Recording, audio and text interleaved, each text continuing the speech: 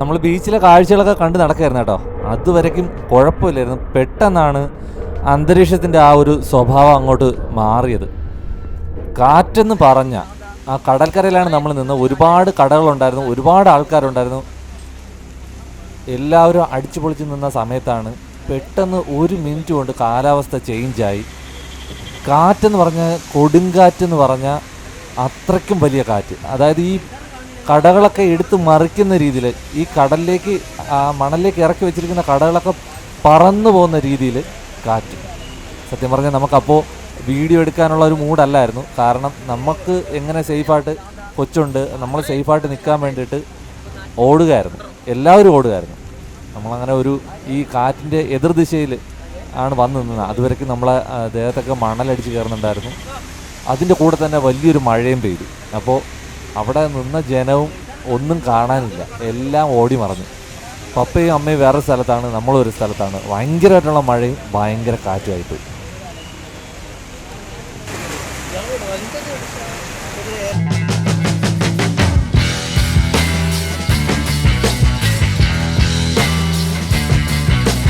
അപ്പോൾ ഇവിടെ നിന്ന് നമ്മൾ ഇനി പോകാൻ പോകണം ശാന്തിഗിരി ആശ്രമമാണ് നമ്മൾ റൂട്ട് സെറ്റ് ചെയ്തിരിക്കുന്നത്. ഇവിടെ നിന്ന് 44 കിലോമീറ്റർ ഉണ്ട്. അതായത് കോഴിപ്പാറ വാട്ടർഫോളിൽ നിന്ന് 44 കിലോമീറ്റർ നമുക്ക് ദൂരമുണ്ട്. ഏകദേശം 1.5 മണിക്കൂറോളം എടുക്കും. അപ്പോൾ ശാന്തിഗിരി ആശ്രമം പോയി കാണുക. അതിനുശേഷം അവിടെ അടുത്തടുത്ത് തന്നെ കുറച്ച് സ്ഥലങ്ങളിവിടെ ഉണ്ട്. എന്തായാലും നമുക്കിപ്പോൾ എത്ര മണിയായി? 12 കാലമായിട്ടുണ്ട്. അപ്പോൾ ഇന്ന് കുറച്ച് സ്ഥലങ്ങൾ കിട്ടുമെന്നുള്ള പ്രതീക്ഷയിൽ നമ്മൾ ഇറങ്ങാണ് നേരെ ശാന്തിഗിരി ആശ്രമത്തിലേക്ക്.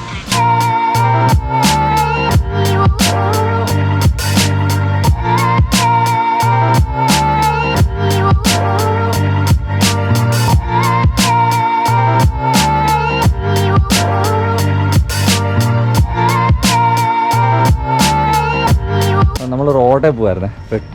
പെട്ടെന്നല്ല കുറച്ച് ദൂരം ഇങ്ങനെ കാഴ്ചകൾ കണ്ടുപോയപ്പോഴത്തേക്ക് നമുക്കിവിടെ വെറൈറ്റി ആയിട്ട് തോന്നി. എന്താണെന്നറിയാം, നമ്മളവിടെ ഇല്ലാത്തതായിട്ടുള്ള ഒരു വെറൈറ്റി കാഴ്ച. റോഡ് സൈഡിൽ പോകുമ്പോൾ തന്നെ നമുക്ക് ഇതുപോലെയുള്ള കവുങ്ങ് മരങ്ങൾ, നമ്മളവിടെ കമുക് എന്ന് പറയും.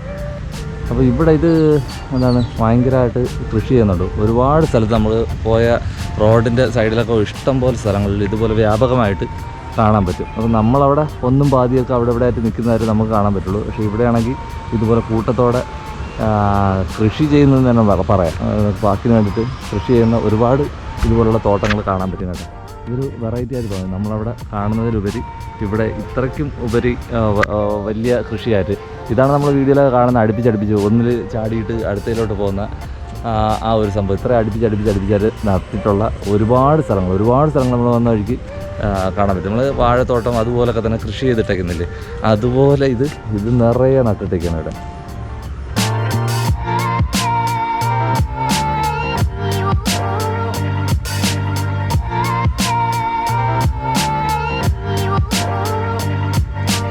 ഓക്കെ, എന്തായാലും റോഡിൽ നിന്ന് കണ്ടപ്പോൾ പെട്ടെന്ന് ഇറങ്ങിയതേ ഉള്ളൂ.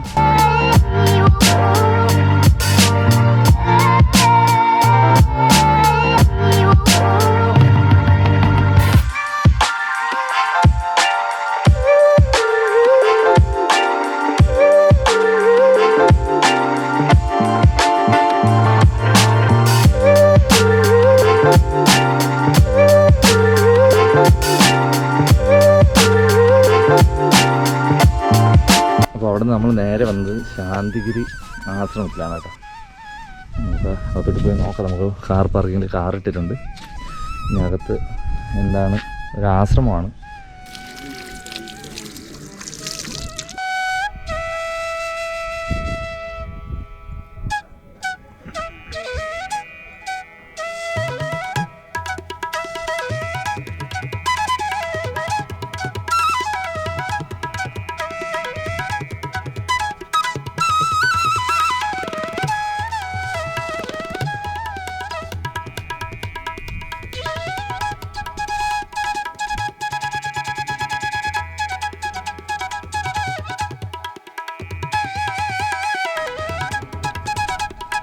ശാന്തിഗിരി ആശ്രമത്തിൻ്റെ അകത്താണ് ഇപ്പോൾ നിൽക്കുന്നത്.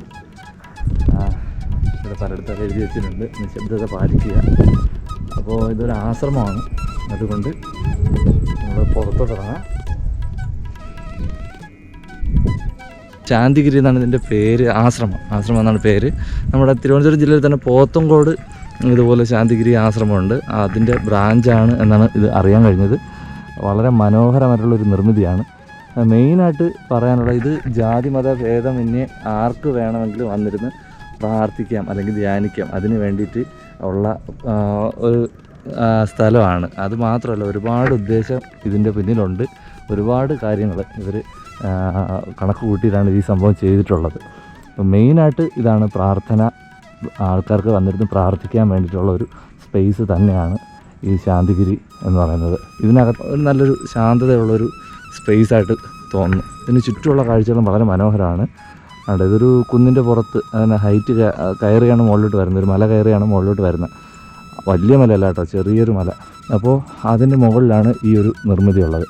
ഇവിടെ എന്തോ ചെറിയ പണികളൊക്കെ നടക്കുന്നുണ്ട്, അതല്ലയോ അങ്ങനെയാണോന്നറിയില്ല. എന്തായിരുന്നാലും വളരെ മനോഹരമാണ്. താജ്മഹലിനെ പോലെയൊക്കെ കാണാൻ വേണ്ടിയിട്ടുള്ളൊരു വലിയൊരു നിർമ്മിതി. ഫുള്ള് വെള്ള കളറൊക്കെ അടിച്ച് അതിനകത്തുള്ളതും മാർബിളൊക്കെ ഇട്ട് വളരെ ഒരു തണുത്ത അന്തരീക്ഷം നൽകുന്ന ഒരു സ്പേസ്.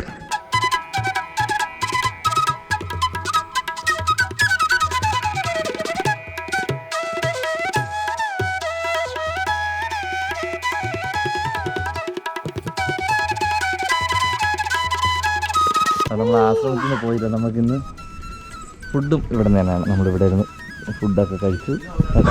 ആശ്രമം ദൂരമുണ്ട് അവിടെയാണ്. അപ്പോൾ ഇവിടെ ചോദിച്ചിട്ട് നമ്മളിവിടെ ഇറങ്ങി കഴിക്കാൻ വേണ്ടി ഇവിടെ ഇരുന്ന് സ്വസ്ഥമായിട്ട് കഴിച്ചു.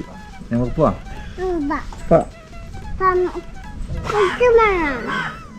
ഞാൻ പറഞ്ഞാ മുന്നേ പറഞ്ഞില്ല ചേട്ടാ.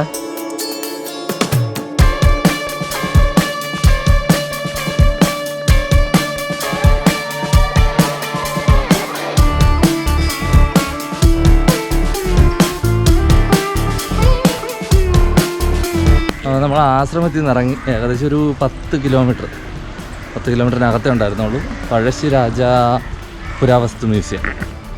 അവിടെ എത്തിയിട്ടുണ്ട്. അപ്പോൾ ടിക്കറ്റും കാര്യങ്ങളൊക്കെ എടുത്തിട്ട് അതിൻ്റെ ഡീറ്റെയിൽ പറയാൻ നമ്മൾ അകത്തോട്ട് പോവുകയാണ്.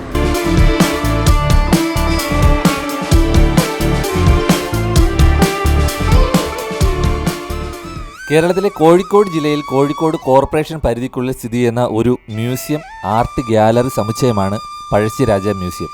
നഗരഹൃദയത്തിൽ നിന്നും 5 കിലോമീറ്റർ അകലെ ഈസ്റ്റ് ഹില്ലിലാണ് കേരള വാസ്തുശില്പ ശൈലിയിലുള്ള മ്യൂസിയം സ്ഥിതി ചെയ്യുന്നത്. മനോഹരമായ ഒരു ഉദ്യാനവും പുൽത്തകിടിയുമുള്ള കേരള പുരാവസ്തു വകുപ്പിന് കീഴിൽ പ്രവർത്തിക്കുന്ന ഈ മ്യൂസിയത്തിൽ ധാരാളം പുരാവസ്തുക്കൾ പ്രദർശിപ്പിച്ചിട്ടുണ്ട്.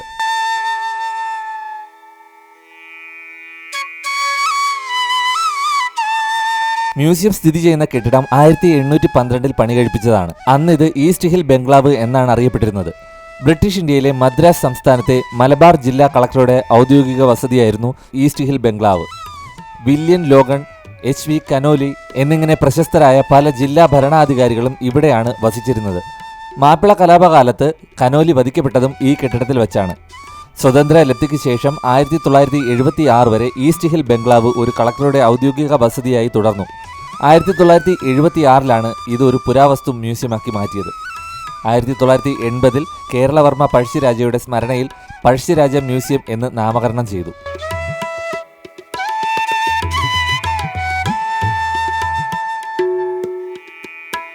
മഹാശില യുഗത്തിലെയും സിന്ധു നദീതട സംസ്കാര കാലഘട്ടത്തിലെയും നിരവധി പുരാവസ്തുക്കൾ ഈ മ്യൂസിയത്തിൽ പ്രദർശിപ്പിച്ചിട്ടുണ്ട്. പഴയ കാലത്തെ പാത്രങ്ങൾ, ആയുധങ്ങൾ, കളിപ്പാട്ടങ്ങൾ, ശിലയിലും മരത്തിലുമുള്ള ശില്പങ്ങൾ, നാണയങ്ങൾ, നന്നങ്ങാടികൾ, കുടക്കല്ലുകൾ, വീരക്കല്ലുകൾ, പഞ്ചലോഹ വിഗ്രഹങ്ങൾ, ക്ഷേത്രങ്ങളുടെ മാതൃക എന്നിവയെല്ലാം ഇവിടെ കാണാം. മലബാറിന്റെ പല ഭാഗത്തു നിന്നും ഖനനം ചെയ്ത ധാരാളം പുരാവസ്തുക്കൾ ഇവിടെയുണ്ട്. മ്യൂസിയത്തിന്റെ ഭൂഗർഭ അറയിൽ ബ്രിട്ടീഷ് ഭരണകാലത്തെ തടവറ കാണാം.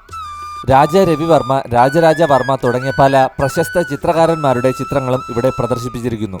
1974 ആരംഭിച്ച VK കൃഷ്ണമേനോൻ മ്യൂസിയം പഴശ്ശിരാജ മ്യൂസിയത്തിന് സമീപത്താണ്.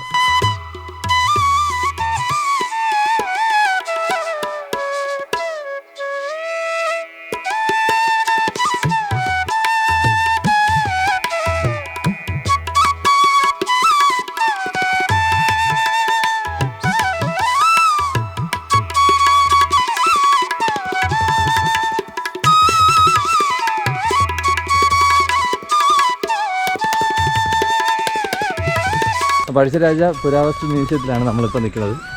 നമ്മളകത്ത് കയറി എന്തായിരുന്നാലും അകത്ത് ക്യാമറ അലൗഡ് ആണ്. 500 സംതിങ് രൂപയാണ് അതിന് ചാർജ് വരുന്നത്. മൊബൈലിലാണെങ്കിൽ തന്നെ വീഡിയോ എടുക്കുന്നതിന് 500 രൂപ ആണ് ചാർജ് വരുന്നത്. അതുകൊണ്ട് തൽക്കാലം സ്റ്റില്ല് എടുത്തിട്ട് ഞാൻ ഇറങ്ങി. നമ്മൾ കാണുന്ന എന്താണ് ചരിത്ര പ്രാധാന്യമുള്ള ഒരുപാട് പഴയ സംഭവങ്ങൾ അതിൻ്റെ കളക്ഷൻ ഇവിടെ ഉണ്ട്. അപ്പോൾ നമ്മൾ അത് കണ്ട് ഇറങ്ങി. ഇനി നമ്മളിനി അടുത്തൊരു സ്പോട്ടിലോട്ട് പോകണം കേട്ടോ.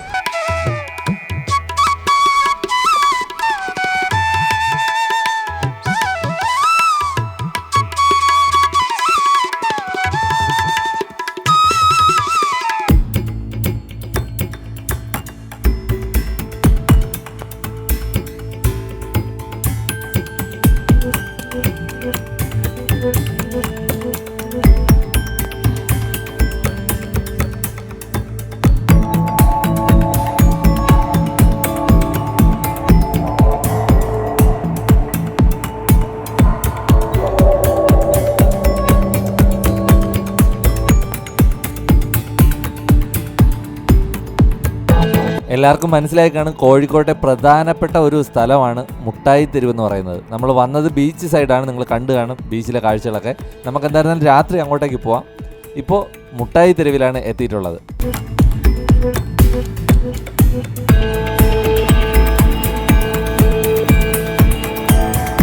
ഇവിടെ മുട്ടായി തെരുവിനടുത്ത് തന്നെ നമുക്ക് ഹൽവ വാങ്ങാൻ വേണ്ടിയിട്ടുള്ള സൗകര്യമുണ്ട്.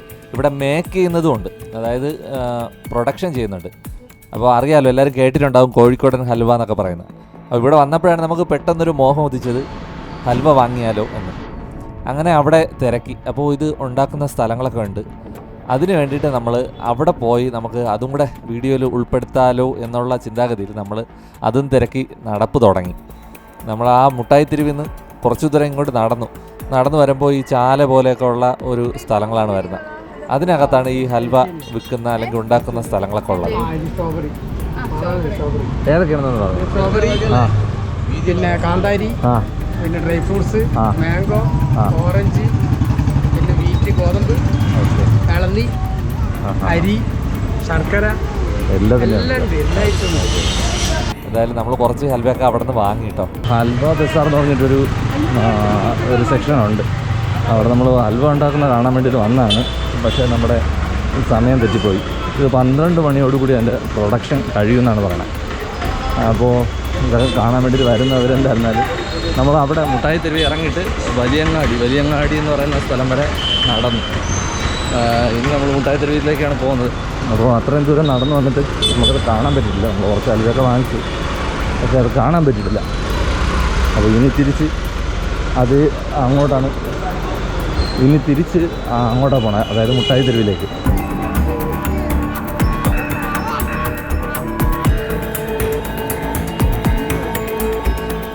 കേരളത്തിലെ കോഴിക്കോട് ജില്ലയിലെ പ്രശസ്തമായ തെരുവാണ് മിഠായി തെരുവ് അഥവാ സ്വീറ്റ് മീറ്റ് സ്ട്രീറ്റ്. തെരുവിന്റെ ഇരുവശങ്ങളും ഹൽവ കടകൾ കൊണ്ടും തുണിക്കച്ചവടങ്ങൾ കൊണ്ടും നിറഞ്ഞിരിക്കുന്നു.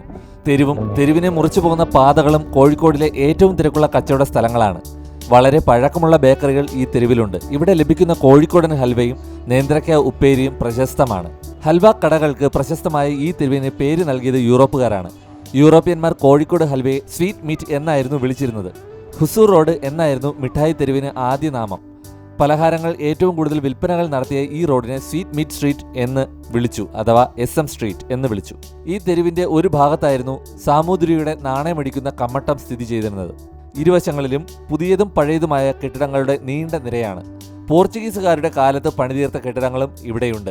2007 ജനുവരി 5 മിഠായി തെരുവിൽ തീപിടുത്തമുണ്ടാവുകയും 6 പേർ മരിക്കുകയുമുണ്ടായി. 30-ലധികം കടകൾ നശിക്കുകയുമുണ്ടായി. കോഴിക്കോട് നഗരത്തിലെ ഏറ്റവും കൂടുതൽ വിൽപ്പനശാലകളുള്ള സ്ഥലമാണ് SM സ്ട്രീറ്റ് എന്ന മിഠായി തെരുവ്. ഹൽവയും മിഠായികളും വിൽക്കുന്ന കടകളായിരുന്നു മിഠായി തെരുവിൽ കൂടുതലായി ഉണ്ടായിരുന്നതെങ്കിൽ ഇന്ന് സ്ഥിതി അതല്ല. ഇവിടെ ഇപ്പോൾ ഏറ്റവും കൂടുതലുള്ളത് തുണിക്കച്ചവടമാണ്. ഖാദി എംപോറിയവും മിഠായി തെരുവിലാണ്. കേരളത്തിലെ ഏറ്റവും വലിയ ഖാദി എംപോറിയങ്ങളിൽ ഒന്നാണിത്. വിവിധ ഇനങ്ങളിൽപ്പെട്ട ഒട്ടേറെ വിഭവ മിഠായികൾ തെരുവിൽ വിപണനം ചെയ്യപ്പെടുന്നു. കോഴിക്കോടൻ ഹൽവയാണ് ഇതിൽ പ്രധാനം. ഈ തെരുവിന് പ്രശസ്തിക്ക് പിന്നിൽ കോഴിക്കോടൻ ബിരിയാണിക്കും പങ്കുണ്ട്. മിഠായി തെരുവിലെ ഹോട്ടലുകളിലെ സ്വാദിഷ്ടമായ ബിരിയാണി കഴിക്കാൻ പണ്ടുകാലം മുതൽ നിരവധി ആളുകൾ എത്തിയിരുന്നു. ആ പതിവ് ഇന്നും തുടരുന്നു.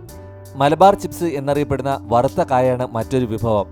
ഉപ്പേരി വറക്കുന്ന 100 കണക്കിന് കടകൾ ഇവിടെ തന്നെയുണ്ട്. തെരുവിന്റെ കഥാകാരൻ SK പൊറ്റക്കാടിനുള്ള ആദരവാണ് ഈ തെരുവിന്റെ മറ്റൊരു ആകർഷണം. കോഴിക്കോട് പബ്ലിക് ലൈബ്രറിയും ഈ തെരുവിൽ തന്നെയാണ്.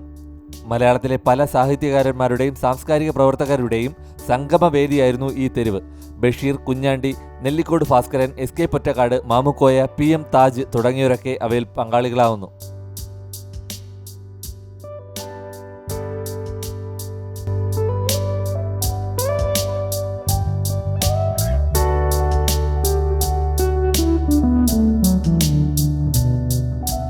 അപ്പം നമ്മൾ നേരെ മുട്ടായി തെരുവിലേക്കാണ് പോയത് കേട്ടോ. കുറച്ച് ഷോപ്പിങ്ങും കാര്യങ്ങളൊക്കെ ഉണ്ടായിരുന്നു മുട്ടായി തെരുവിൽ. അതിനുശേഷം നമ്മുടെ beach, Kozhikode beach. Okay, Kozhikode ബീച്ചിൽ പോയിട്ട് അവിടുത്തെ കാര്യങ്ങൾ നമ്മൾ ചായയൊന്നും കുടിച്ചില്ല. അപ്പോൾ ചായ ഒക്കെ കയ്യിലുണ്ട്. ചായയൊക്കെ കുടിച്ചിട്ട് നമുക്ക് ഇന്നത്തേക്ക് നമ്മുടെ ട്രിപ്പ് ഇന്ന് അവസാനിക്കുകയാണ്. നമ്മൾ നേരെ ബാലുശ്ശേരിയാണ് നമ്മുടെ റൂമുള്ളത്. നമ്മൾ മിക്കവാറും ഇവിടം കഴിഞ്ഞ് പറഞ്ഞാൽ നേരെ ബാലുശ്ശേരിയിലേക്ക് നമ്മൾ പോകുന്ന നാളെ വയനാടായിരിക്കും കേട്ടോ. ഓക്കെ, അപ്പോൾ ബീച്ചിലേക്ക് പോകാം. അവിടുത്തെ കാഴ്ചകളോടെ കാണിച്ചു തരാം കേട്ടോ. അപ്പോൾ നമ്മൾ ബീച്ചിലെത്തിയപ്പോൾ ഏകദേശം നൈറ്റ് ആയിട്ടോ. ഇനി നമ്മൾ കോഴിക്കോട് ബീച്ചിലെ കാഴ്ചകൾ കാണിച്ചു തരാം. നമുക്ക് എവിടെയെങ്കിലും ഒതുങ്ങിയിരുന്ന് ചായ കുടിക്കണം. ചായ അല്ല, നമ്മൾ കട്ടനാണ്. കട്ടൻ രാവിലെ എടുത്ത കട്ടനുണ്ട്. കട്ടൻ കുടിക്കുക, പിന്നെ ഒന്ന് ബീച്ചിലോട്ട് ഇറങ്ങുക. പിന്നെ ഇവിടെ ബീച്ചിലെ കാഴ്ചകൾ കാണിച്ചു തരിക. ഇത്രയേ ഉള്ളൂ നമ്മുടെ ഉദ്ദേശം എന്ന്. ഓക്കെ, നമുക്ക് ഫസ്റ്റ് കട്ടൻ കുടിക്കാം. ഓക്കെ, നമ്മൾ എത്തി. നമുക്ക് ഇവിടെ നിന്ന് പോലീസിനെ കണ്ടു. നമ്മുടെ നാട്ടുകാരിയാണ്. ഏതാണ് വിതുര ഉള്ളൊരു ലേഡി പോലീസ്. അപ്പോൾ അവരൊക്കെ ഭയങ്കര കാര്യം. നമ്മുടെ നാട്ടുകാർ ഇന്ന് മുട്ടായി തെരുവിൽ വെച്ചും ഒരു കാട്ടാക്കട ഉള്ള ഒരാളെ കണ്ടു. അപ്പോൾ അങ്ങനെയുള്ള ഒരുപാട് പരിചയക്കാരെ നമുക്ക് കിട്ടുന്നുണ്ട്. അതിലൊക്കെ വളരെ സന്തോഷം. ഓക്കെ, അപ്പോൾ പറഞ്ഞ പോലെ നമുക്ക് ചായ കുടിച്ചിട്ടാണ്.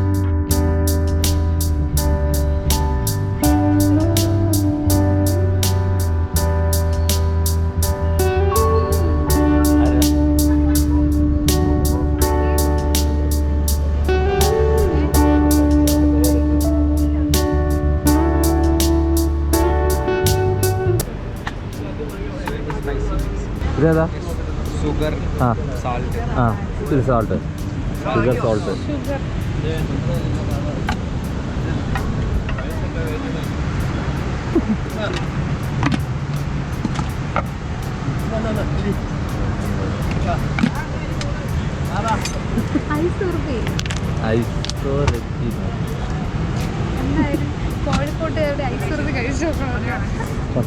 ഇതാണ് കോഴിക്കോടുകാരുടെ ഐസ്. നമ്മൾ നോക്കിയപ്പോൾ ഈ ബീച്ചിൽ എല്ലാ കടയിലും ഇതുണ്ട്. ഇതെന്ന് വെച്ചാൽ അവർ മറ്റേ ഐസ് കട്ട ഉണ്ടല്ലോ, ഇങ്ങനെ ഉരച്ച് ഒരു ഗ്ലാസ്സിലാക്കിയിട്ട് ഇതിൽ സോൾട്ട് വേണോ ഷുഗർ വേണോ എന്ന് ചോദിക്കും. ഞാൻ ഇപ്പോൾ ഷുഗർ വേണമെന്ന് പറഞ്ഞു. അപ്പോൾ പഞ്ചാര ലായനി അതിലോട്ടിടും. എന്നിട്ട് നമ്മളെ കസ്കസ് ഇടും. എന്നിട്ട് നമ്മളെ പൊരിക്കടല അല്ലേ, വെള്ളക്കടല ഉണ്ടല്ലോ, കടല, ആ കടല ഇടും. എന്നിട്ട് നമ്മുടെ ഫ്രൂട്ടിയുടെ പച്ച ചുവപ്പ് ആ ഫ്രൂട്ടി ഇത്ര ഇട്ടൊന്ന് മിക്സ് ചെയ്തിട്ടുണ്ടായിരിക്കും. സംഭവം കൊള്ളാം. നമ്മൾ ബീച്ചിലെ കാഴ്ചകളൊക്കെ കണ്ട് നടക്കുകയായിരുന്നു കേട്ടോ. അതുവരയ്ക്കും കുഴപ്പമില്ലായിരുന്നു. പെട്ടെന്നാണ് അന്തരീക്ഷത്തിൻ്റെ ആ ഒരു സ്വഭാവം അങ്ങോട്ട് മാറിയത്. കാറ്റെന്ന് പറഞ്ഞ ആ കടൽക്കരയിലാണ് നമ്മൾ നിന്ന്. ഒരുപാട് കടകളുണ്ടായിരുന്നു, ഒരുപാട് ആൾക്കാരുണ്ടായിരുന്നു. എല്ലാവരും അടിച്ചു പൊളിച്ച് നിന്ന സമയത്താണ് പെട്ടെന്ന് ഒരു മിനിറ്റ് കൊണ്ട് കാലാവസ്ഥ ചേഞ്ചായി. കാറ്റെന്ന് പറഞ്ഞാൽ കൊടുങ്കാറ്റെന്ന് പറഞ്ഞാൽ അത്രയ്ക്കും വലിയ കാറ്റ്. അതായത് ഈ കടകളൊക്കെ എടുത്ത് മറിക്കുന്ന രീതിയിൽ, ഈ കടലിലേക്ക് മണലിലേക്ക് ഇറക്കി വെച്ചിരിക്കുന്ന കടകളൊക്കെ പറന്നു പോകുന്ന രീതിയിൽ കാറ്റ്. സത്യം പറഞ്ഞാൽ നമുക്കപ്പോൾ വീഡിയോ എടുക്കാനുള്ള ഒരു മൂഡല്ലായിരുന്നു. കാരണം നമുക്ക് എങ്ങനെ സേഫായിട്ട് കൊച്ചുണ്ട്, നമ്മൾ സേഫായിട്ട് നിൽക്കാൻ വേണ്ടിയിട്ട് ഓടുകയായിരുന്നു. എല്ലാവരും ഓടുകയായിരുന്നു.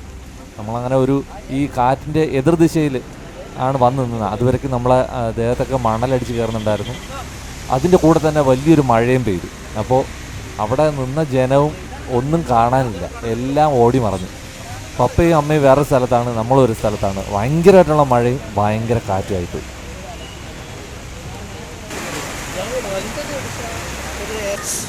ഒരു രക്ഷയില്ല. ഒരു 5 മിനിറ്റ് കൊണ്ട് ഇവിടെ എന്താണ് സംഭവിച്ചതെന്ന് ഒരു പിടുത്തമില്ല.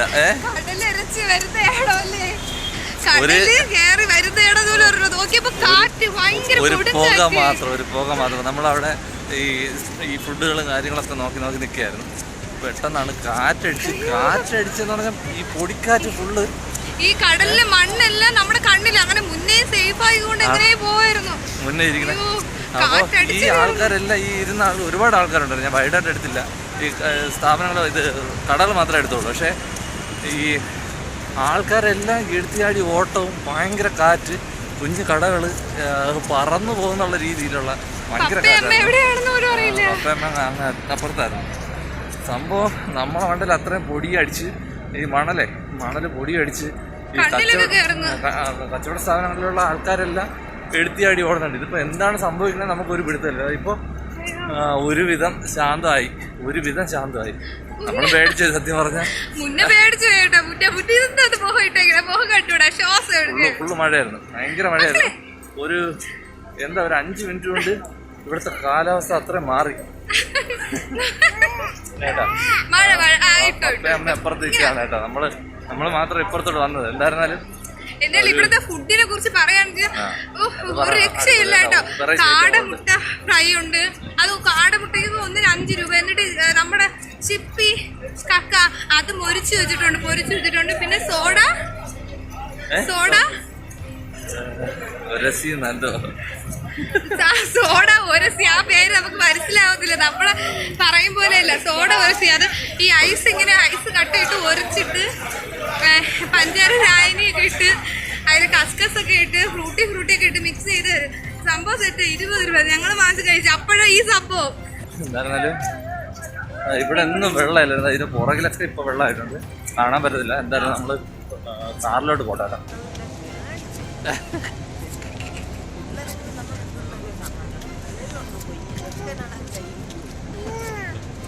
അത് തന്നെ കൊള്ളാം, സൂപ്പർ.